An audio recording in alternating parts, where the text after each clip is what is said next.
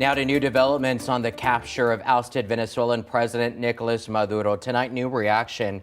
And we're also following the latest on soldiers involved in the military operation reportedly being treated here in San Antonio. Today, Maduro and his wife were in federal court as President Trump says the U.S. is temporarily in charge of the country.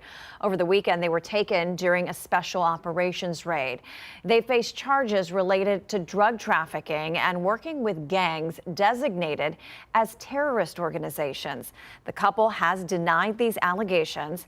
And tonight, world leaders are growing more critical of the United States' role in Maduro's capture. And tonight, people who escaped from Venezuela and are seeking asylum in the U.S. are wondering what happens next. Will they be allowed to stay, or will they be forced back to their country? For that part of our coverage, we bring in KENS 5 reporter Mike Jimenez. Mike? Henry Isis on Sunday during an appearance on Fox News. U.S. Department of Homeland Security Secretary Kristi Noem made comments about Venezuelans here in the U.S. under temporary protective status, which caused confusion.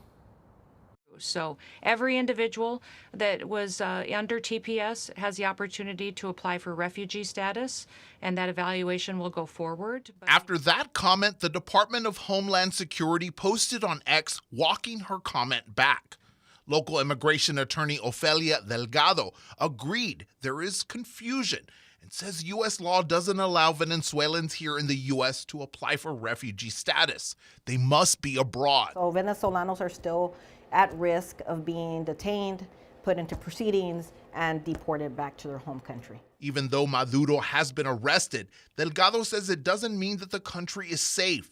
And if the U.S. were to reinstate TPS, that would protect Venezuelans from being deported and allowed to work legally. TPS, temporary protective status, is for countries that are designated by DHS, Department of Homeland Security, as being countries where nationals can't go back to. Why? Because of national disasters, because of civil unrest, and other extraordinary circumstances. For example, what happened right now. Morelis Diaz, local owner of Zulia's Kitchen on the north side and a pending asylum seeker in the U.S., agrees with Delgado and says Venezuela remains under the control of Maduro's regime and is not safe. Absolutely not.